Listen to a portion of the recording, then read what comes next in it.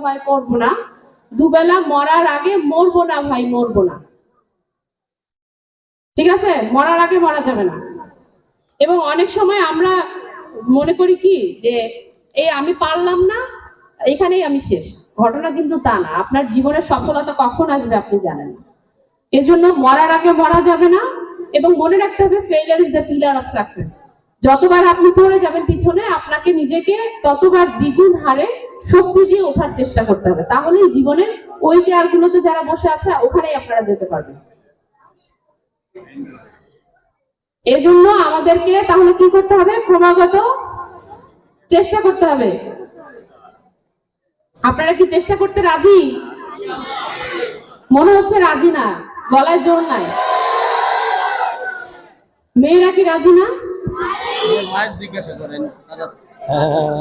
আর আমাদের অভিভাবকরা তারা কি, তারা রাজি না?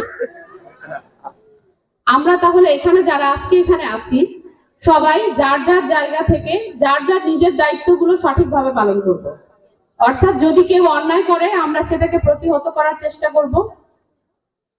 সুনাগরিক হিসেবে আমাদের প্রত্যেকেরই কিন্তু দায়িত্ব কর্তব্য আছে।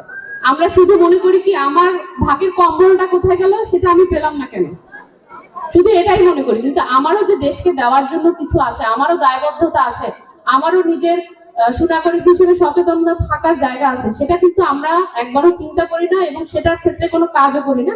শুধু একটা কথাই চিন্তা করি, ও কম্বল পেল, আমি কেন পেলাম না। আমাদের দেশকে যদি আমরা ভালো একটা অবস্থানে নিয়ে যেতে চাই, এই যে জুলাই বিপ্লব হলো, জুলাই বিপ্লব হওয়ার প্রয়োজনীয়তা কেন আসলো? আমরা যদি নিজেদের জায়গা থেকে সবাই সঠিক কাজটা করতে পারতাম তাহলে কিন্তু দেশটা এই পর্যায়ে আসতোই না এবং এই অভ্যুত্থানেরও প্রয়োজন হতো না।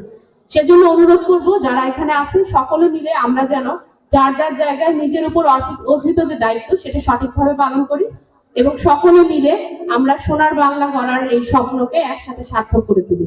তো আপনাদের আমাকে এখানে আমন্ত্রণ জানানোর জন্য, আমাকে ফুল দেওয়ার জন্য ধন্যবাদ জানাচ্ছি এবং আপনাদের এখানে কথা বলার সুযোগ করে দেওয়ার জন্য আপনাদেরকে সকলকে ধন্যবাদ জানাচ্ছি এবং এতক্ষণ ধরে আমার কথা শোনার জন্য ধন্যবাদ জানাচ্ছি।